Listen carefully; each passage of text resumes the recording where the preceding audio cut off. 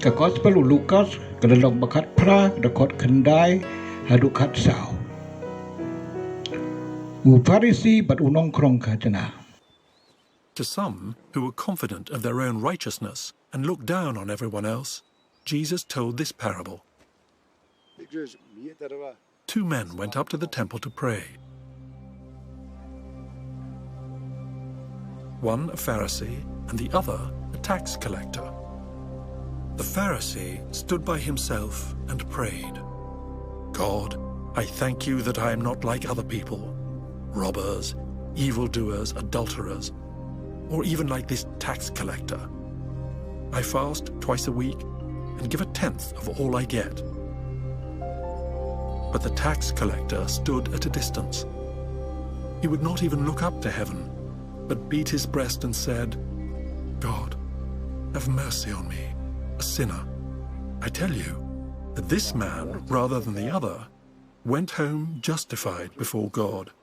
For all those who exalt themselves will be humbled, and those who humble themselves will be exalted. Duriap bat puson. Pule piang.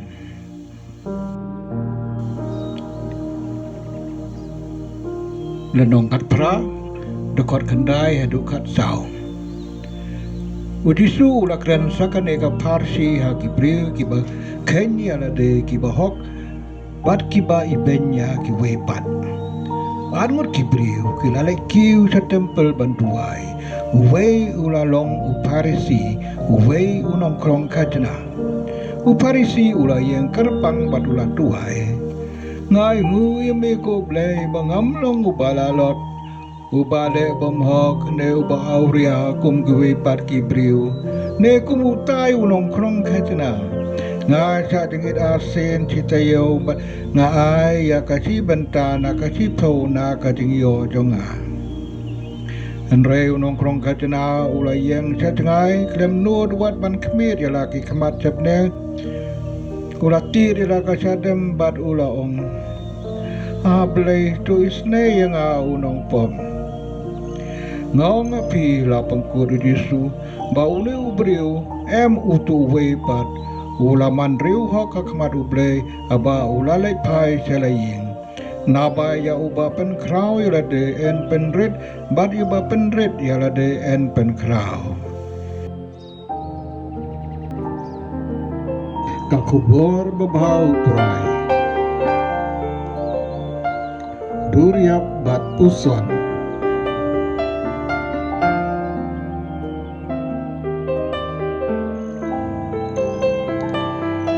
Kano ka dakot, kano ka kentin, ne ka benta na ka ne ka gospel, ka basyo jeng mut, bat kata ya ka mensin.